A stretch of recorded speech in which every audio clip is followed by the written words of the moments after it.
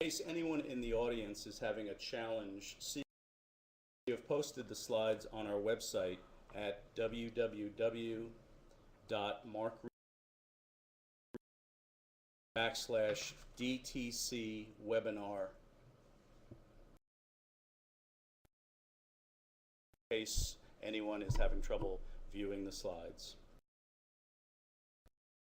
With that, I'm going to get started. This is Scott Waller of Mark, and on behalf of the professionals at Mark, I want to welcome you to our webinar series on research practices. In recent past, we've presented best practices in forecasting, new methods in qualitative research, and 2 webinars on social media in regulated healthcare markets. Today's presentation will be focused on evaluating the effectiveness of direct-to-consumer or DTC advertising campaigns. As the practice of DTC advertising has increased, so have the questions regarding the effectiveness, the ROI, the means to optimize the investments.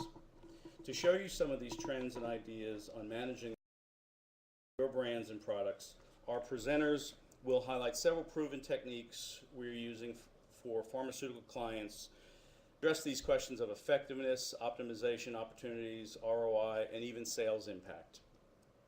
They will share their experience and demonstrate several examples of measurement and discuss its implications and applications. I'd like to introduce today's speakers.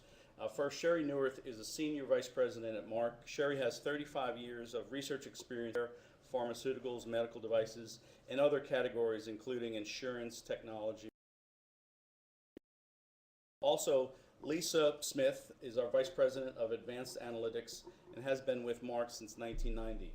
Her extensive knowledge of marketing issues and quantitative research gained from working on Assessor, Mark's new product forecasting and optimization solution. Lisa has worked on thousands of new products, line extensions, and brand restaging propositions. At Mark, our professionals have been innovating and serving clients since 1965. Our specialties include qualitative healthcare research, segmentation, forecasting, new product testing, brand research, market landscape research, and social media research. Before I turn the presentation over to Sherry, I want to mention several housekeeping details. First, we have a very quick poll for you to answer. Please indicate your involvement in DTC research. In the top right-hand corner of your screen, you should see the following question. Are you currently involved in a direct-to-consumer research project? Please answer yes, no, but you have in the past, or never. And we'll share some of those results later. As you're voting, I'll mention that we will send each of you today's presentation. If you'd like to share this webinar with a colleague, it will be available on our website as well. At the conclusion of the presentation, we'll have a full question and answer session, and you can submit questions throughout the webinar directly through this webinar connection. Any questions that we don't get to during the Q&A, we will gladly answer individually. So please let me turn over today's program to Sherry Neuwirth. Hello everyone, and thank you for joining us at this webinar. Today we're going to be discussing the importance of direct-to-consumer marketing campaigns for pharmaceutical companies. We're going to talk a little bit about our multi-influencer model. We'll be discussing how you determine the impact of in-market campaigns with our VIP methodology, as well as testing plan campaigns with our AIM methodology. We'll get into both of these in some detail. And all of this is driven by the predictive power of Mark's Assessor forecasting model, which is the underpinning for both of the techniques that we're going to be talking about today.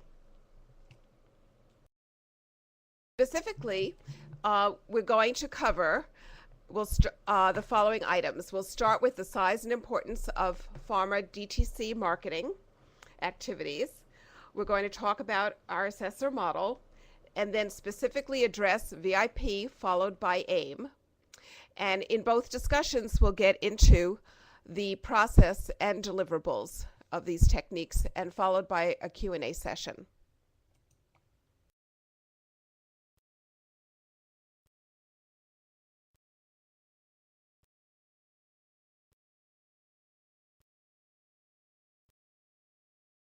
What we see here is that companies have been aggressively striving to create awareness of products and brands among patients in order to motivate patient requests from physicians.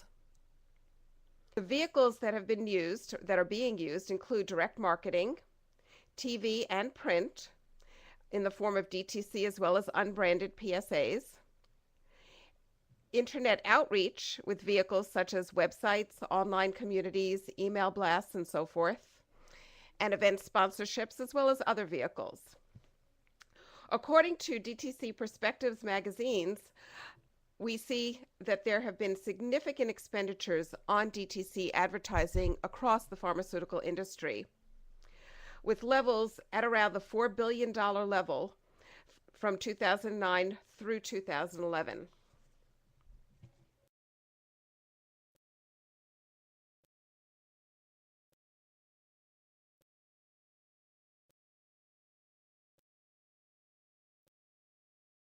Many of these campaigns have proven effective by increasing patient awareness of treatment for their specific condition, encouraging them to seek information from their healthcare provider, and creating uptake in usage of the promoted product.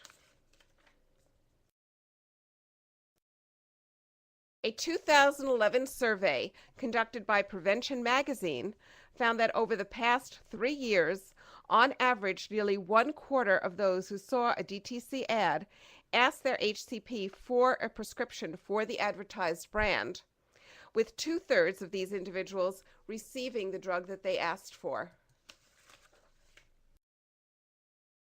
The prevention survey also indicated that besides traditional advertising, patients are increasingly turning to the internet for medical information.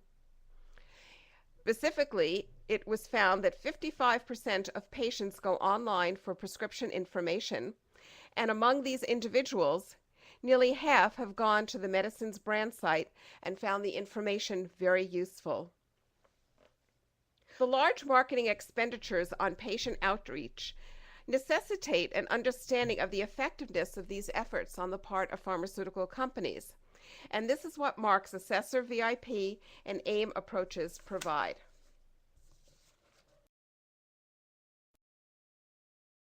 Both VIP and AIM utilize the predictive power of Mark's assessor forecasting model. Assessor's more than 25-year track record of accurately predicting demand for thousands of new and restaged offerings. The campaign effectiveness is estimated at the individual level by requiring respondents to pass several acceptance hurdles in addition to adoption interest. This self-calibrating approach offers flexibility in not requiring norms or historical data to judge success, which makes it especially beneficial with highly specialized products. Individual level approach also allows for accurate in-depth profiling of expected acceptors. And finally, the AIM and VIP methodologies also enable the measurement of HCP response to patient requests. So more specifically, our VIP model, which is our volumetric impact program, measures the additional volume in terms of prescriptions or doses and ROI due to the effect of actual in-market DTC marketing activities. So once a campaign has been launched, VIP can be used to measure the impact of that campaign. On the other hand, Assessor AIM, or our advertising impact measurement tool, delivers incremental motivational impact or lift of planned patient-targeted marketing activities or campaigns for new or established brands. So the AIM is the vehicle used to test campaigns that are still in development.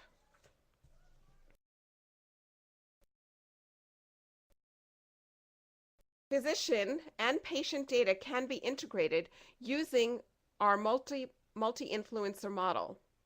Specific to pharmaceutical products, Mark's solution can incorporate both the professional healthcare impact, the level of patient interest linked to DTC messaging, as well as the reciprocal doctor-patient relationship.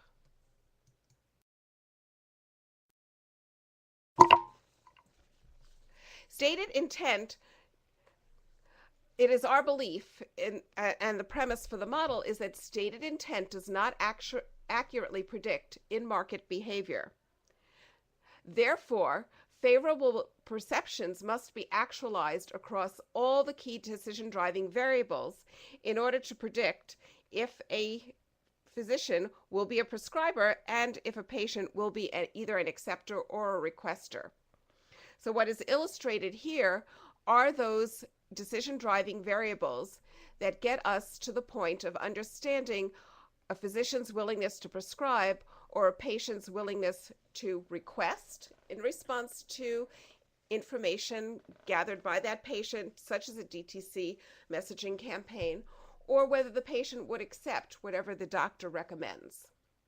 And we're going to get into more detail about this funnel as we go through the presentation.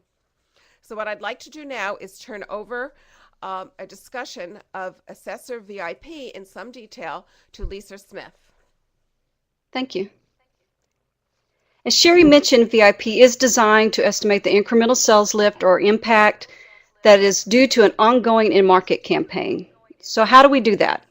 Well, in a nutshell, we do that by comparing the total demand that we estimate to occur during the course of the campaign against what would have occurred in its absence. And by doing that, we can isolate the demand resulting from the campaign. This determination is made by looking at two key factors: the awareness that's generated by the campaign and the change in motivation to take a desired action that's the result of it.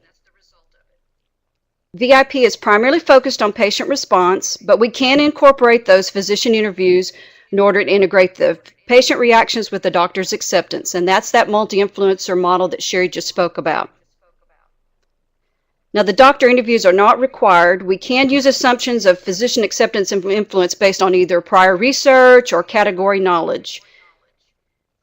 Now, since the DTC advertising is centered around the patients and the sufferers, we will focus primarily on the patient piece of VIP for the following discussion.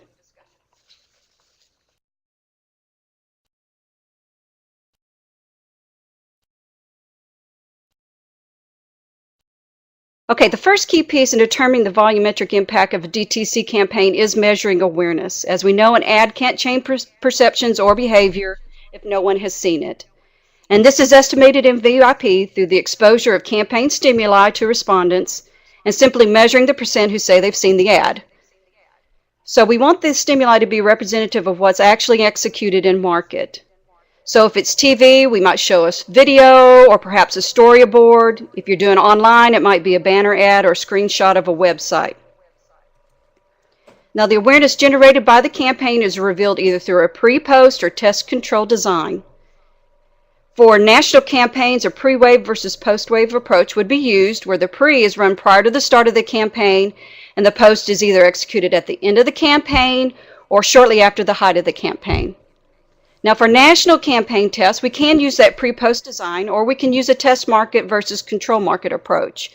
And the test would consist of markets where the campaign has been executed, and the control would be comparable DMAs where the DTC has not run. Now, the awareness from the pre-wave or control cell, which reflects ghost awareness, is subtracted from its counterpart in the post-wave or test cell in order to dial down to that net level of awareness that we say has been generated by the campaign.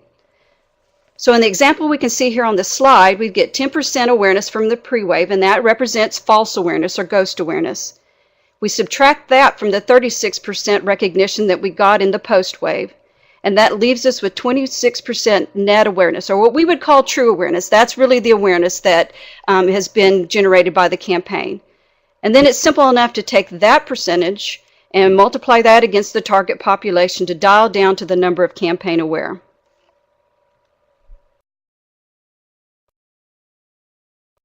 So as mentioned previously, the percentage of patients who are motivated to request a script or get a vaccine or take some other desired action is determined by looking for consistently positive responses on those key assessor decision criteria. And those who pass all the hurdles are identified as acceptors. And again, that's on an individual level, which makes it very powerful for really dialing down to those people that we believe are going to be adopters. So in the example that I have here, we reflects pre to post national DTC evaluation And we can see that motivation in the pre-wave is estimated at 34%, but has actually increased to 37% in the post-wave after being adjusted for that net awareness level. The overall increase of 3 points shows that the campaign is having some positive impact on adoption. VIP ultimately begins with a broad group of patients in the target population and uses these two key elements, awareness and change in motivation, to filter down to the incremental adopters that is due to the campaign. The net awareness shows us those who have had an opportunity to be affected by the advertising, and the change in motivation reveals the number who have actually been affected. So here's an illustration of how the incremental doses are calculated. And in this example, we're starting with approximately 8 million disease sufferers. And from that, we're dialing down then to those who would demand or take the prescription. Then that's based on that post-wave motivation estimate. So that was, on the previous slide we saw, was 34%, and that translates to 2.85 million acceptors. The pre-wave motivation rate actually reflects the percent who would have accepted anyway, even if the campaign had never been run, and that's 2.62 million. Subtracting that number in green, the 2.62 million, from the number in blue, the 2.85 million, translates to an incremental 230,000 adopters. And then we can use survey data or category information to estimate the number of scripts per incremental adopter. And in this example, we're assuming 1.5 additional scripts per person for a total of 350,000 incremental scripts. And now simply a matter of math in order to translate those incremental scripts into revenue. And we do that by multiplying the incremental scripts or doses by the average price per dose. And then that leads to ROI, which is a reflection of the incremental revenue divided by the DTC marketing spend. Now I'd like to turn it back to Sherry.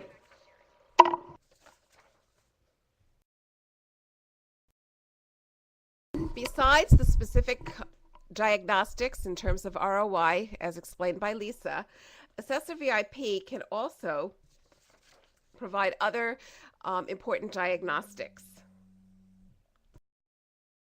For example, we can profile acceptors and index them against the overall sample, and therefore look for skews that provide insight on the campaign's effectiveness in reaching key targets. We can do pre to post attribute ratings to show if the campaign was successful in prompting changes in specific attitudes, specifically those that were stressed in the campaign. And we can also do a source of awareness analysis in order to give direction as to which campaign vehicles are most impactful. And what I'd like to do now is take you through the VIP interview flow. We start with the current state. What we want to do here is understand perceptions and understanding of the disease state itself, disease treatment, to-date experience with the treatment, and on the part of patients, their behavior regarding treatment, in requesting treatment, as well as their likelihood of accepting physician recommendations. If we're also interviewing HCPs, then we'd like to find out the likelihood of them honoring patient requests, as well as their attitudes towards some of the copy points and other treatment issues that are addressed in the campaign. And this is prior to us exposing them to the campaign.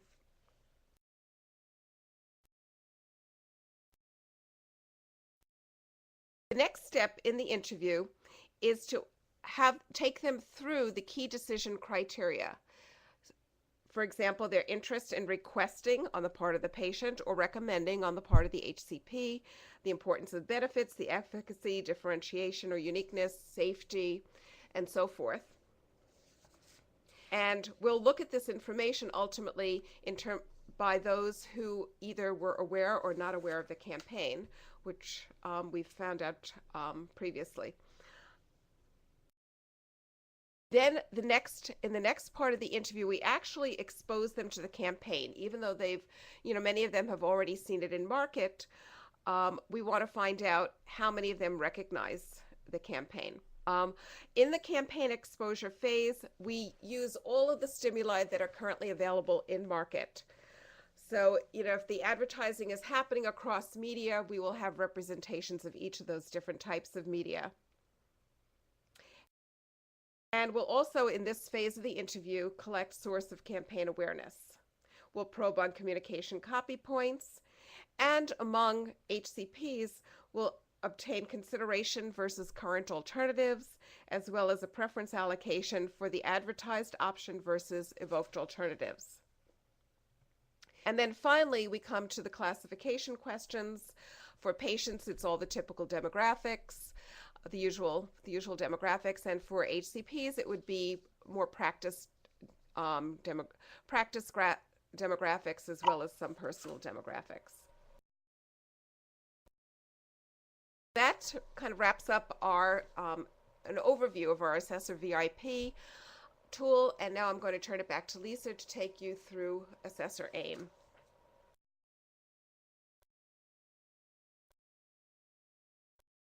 As mentioned, AIM is an extension of the assessor model that's specifically designed to measure the motivational lift of an anticipated or potential DTC campaign. And it can be used at that concept screening or concept testing phase to reveal which ad resonates the most or which ad warrants further development. And we can do that by comparing motivational pool across concepts or look at the scores relative to assessor benchmarks, which would be specific to the appropriate category. But AIM is also an appropriate approach further down the development process when you need to quantify the volumetric impact of the potential campaign. Or maybe you want to assess alternative campaign platforms or messages or even spend levels on the brand. And we can do that with a multi-cell monadic design. Now, given the need to force concept exposure with AIM, because remember, at this point, the campaign has not run, we incorporate marketing reach in the AIM forecast by either using assumed levels of awareness or by modeling awareness with our assessor awareness model. And we would do that with the marketing inputs that you would provide us that would give us the details of the plan. Now, generally, a monadic test control design is used for AIM, with the control representing either the current base of knowledge about the product or the most recent ad campaign, though that really can vary depending on the particular situation or objective. So whatever you needed to test, we would tailor that to suit the situation. Now, we recently completed a two-phase project where the first phase was a concept test, and in that we had 3 different positionings. They each touted a different benefit, and they were evaluated, and from that a winner was chosen to move on to the second phase. And in phase 2, we had a full volumetric where the winner was compared against the control, and from that we estimated lift in revenue. Okay, so what I have here are some examples of some positioning statements that could be evaluated with AIM. Now, these are made up, but they are representative of real concepts that we've tested.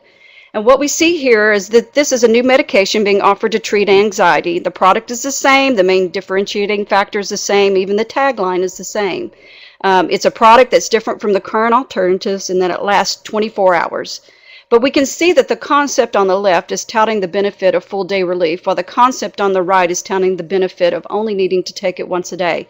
So by testing those in monadic cells, then we can see which one of those benefits really resonates the most with patients and performs better. So while we do that a lot, we can also test concepts that are centered around the same benefit or message, but the language or maybe the visuals, whatever, are tailored or altered in order to appeal to different target groups. So there's a lot of different things that we can do in testing AIM. And that takes us to Sherry. Much like VIP, AIM is able to examine the effectiveness of reaching key targets and determine attitudinal changes due to the campaign. In addition, AIM can provide insight on how to improve the campaign in order to make it more impactful, and provide direction as to which vehicles are most effective so that resources can be allocated in the most effective manner. In addition, one of the ways that AIM can provide guidance on the strengths and weaknesses of a positioning concept is through our concept highlighting exercise. This occurs after respondents have evaluated the concept on the assessor acceptance criteria, and then they are shown the verbiage from the concept again, but this time the text is divided into key phrases. Respondents are then asked to indicate which of the phrases they find motivating or not by clicking on the phrase, once for motivating and twice for not. From these results, we can identify those elements which resonate strongly with patients and which are less effective, which provides powerful direction for future positioning refinement. And what I'd like to do again is take you through the interview flow, this time for AIM. And the survey for AIM begins much in the same way as the VIP survey.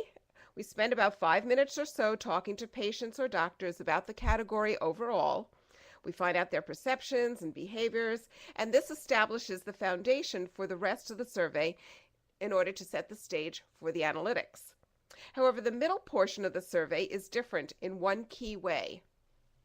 In VIP, we ask the assessor key measures first and then expose to the stimuli, which is because we want their evaluation to be based solely on what they've been exposed to in the real world, since VIP is testing actual in-market campaign performance. The stimuli that they're exposed to in VIP is only needed to determine if someone saw the ad in market and to verify that they actually saw it. With AIM, on the other hand, we create that awareness by exposing them to the concept. So this is the first exposure, since it's not in market, this is the only exposure they've had to the stimuli, and then they're asked to evaluate the concept on the key acceptance drivers, the same key acceptance drivers that are used in VIP. And then, as with VIP, we conclude the AIM interview by collecting demographic details that can be used for profiling purposes. So in summary, VIP is used for those situations where you're ready to test that you have, in those situations where you have an actual in-market campaign and you want to test the effectiveness of that campaign in terms of its ability to drive incremental volume. So it tests the in-market campaign awareness, assesses the level of awareness. It uses a pre and post design. It's initially run prior to the introduction of the campaign, and then the post wave is run either upon the conclusion of the campaign or after the height of the campaign if it's an ongoing campaign. There is an adjustment for ghost awareness, that people will believe they've seen something that they didn't see, and that's done by a pre to post awareness comparison. It provides actual in-market incremental impact, as well as campaign diagnostics by, again, doing the pre-post comparison. And due to the ability to understand respondents at an individual level, we are able to profile actual campaign-influenced adopters and tell you who they are. And in summary for AIM, it is used to test campaign concepts prior to execution, so before they ever go out and market, if you want to get a read on how well it will be received. And it can test single or multiple messages or concepts, and analysis can be provided at alternative marketing spend levels or for differing scenarios. For AIM, we generally use a test versus control design, and it provides predicted incremental lift attributable to the campaign. Now, like VIP, it provides campaign diagnostics like likely information sources, concept strengths and weaknesses, and attitudinal shifts, as well as being able to profile likely campaign-influenced adopters. And that concludes our presentation on AIM and VIP, and now I'd like to turn it back to Scott. Thanks, Lisa, and thank you, Sherry. During the presentation, we received many great questions, and more are welcome through the webinar interface. Before I get to the first question, I just want to give you a sense of the poll results among your colleagues in the industry. This webinar, 70% answered yes, that they were currently involved in no, but they had in the past, and 2%. So our first question I'll address to Lisa. Lisa, for AIM, what is used as the control if this is the first DTC campaign? That's a really great question. What we would want to show respondents is the type of information that they would likely be exposed to if in the world where the campaign has not been run. So that might be information that they get from the package, or maybe it's from a pamphlet, or maybe it's the type of information that their doctors would be conveying to them in the real world. So that would be the type of things that we would put on a concept to show the control cell. Thanks. Sherry, what is the sampling frame for VIP and AIM?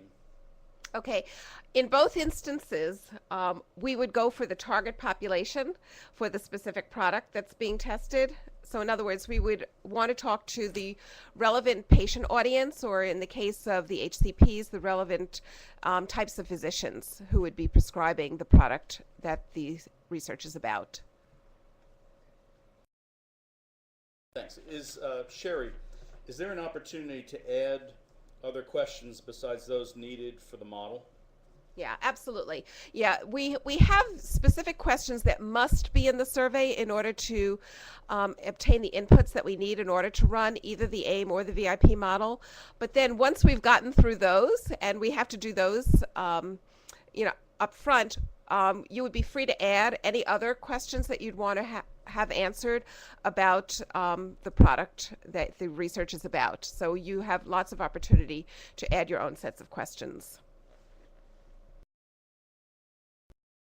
Are there specific decision-driving variables? Are the specific decision-driving variables set in stone? Lisa? Not exactly. We do have guidelines for the key measures that we would use for a given category. So generally the first one would be that intent question, whether it's intent to use, intent to request, or if it's a doctor, it would be intent to prescribe. And then we'd also usually include importance of benefits and that ability to meet the needs, effectiveness, and uniqueness. So usually that's kind of the cornerstones that we would ask, but we can also include other key metrics depending on the situation. If we're testing vaccines, then we would want something in there about safety. So we really take a look at the category and the specific product that's being evaluated, and then we make decisions on that about what the key metrics are, what the relevant key metrics are that need to be included.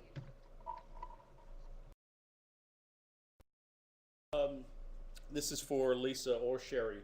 If we already have a campaign in market, how will we do the pre-campaign for VIP? Well, ideally we would test it. We would do the pre-wave before, because that is that our rate of comparison. But we can, if you've already in market, if it's a national campaign, then what we need to do then is break out the people who are aware versus those who are unaware. If it's something where we can do it in a test control scenario, then that would be the route that we would try to go. Yeah, the test control scenario would be if it's done regionally. What type of marketing inputs are needed from the client, Lisa? Okay. Actually, for VIP, marketing inputs are not required. That's because we're measuring awareness as it's occurred in the marketplace. That said, we prefer to have the budget and the inputs, the details, or at least a media flow chart, and we need that really for two reasons. One is that we can use that to determine when's the best time to conduct the post-wave portion, and it also provides context for the results we see. With AIM, we do need to incorporate awareness if we're providing a volume forecast, and we can do that with, as I mentioned, with assumed levels of awareness, or we can model that using our assessor model. Now, if we're modeling it, then what we would get is details about the marketing plan, and we have a form for that, which the client would fill out, and that would provide us the details about the number of GRPs that are being delivered, how that's being done, whether it's through TV or print or online, etc., and as well as specifics for other activities that might be going on, such as couponing or sampling or other types of promotions. A monadic design, testing each concept in a separate cell? Most generally, that's what we do. In certain circumstances, if you're at a very early stage of development, we could do it as sequential monadic, but almost always we try to do it monadically so that you can get the cleanest read. Particularly if you're further down in the development process, you really want to understand the true differences between the concepts without each of the concepts influencing people's reaction to the other. Great. What kind of sample sizes do we have for post or test control for AIM or VIP? That's really going to vary. Now, we would start with a minimum. For example, with an AIM, if we're doing more of an early stage concept read, then we would probably start with somewhere around 150 to 200 per cell. But we might have to do boost in order to look at specific groups of interest or a target, particular target demographic group. We can go up from there, and on our more robust tests, that we would be boosting the sample up to more closer to 300 or perhaps even more, depending on what group we're looking at. With VIP, we're really starting at that same type of level, but what we have on the post end is needing to get a readable base of those who are campaign aware, because we are going to dial down to that group to see what's their reaction to the ad that they've been exposed to. So we'd like at least a minimum of 100 if we can get that. Thank you. With that final question, we want to thank all of you for allowing us to share these ideas, cases, and experiences today. We welcome your additional questions, and we are very interested in working on your challenges in research, forecasting, or other predictive research, social media, or qualitative healthcare research. As a reminder, we will be sending the presentation to you, and we welcome your comments. Before I sign off, I have one more reminder regarding our next webinar. On October 18th, Eric Swain will discuss how existing research methods can be enhanced. So until then, thank you on behalf of the team at Mark, and have a wonderful day.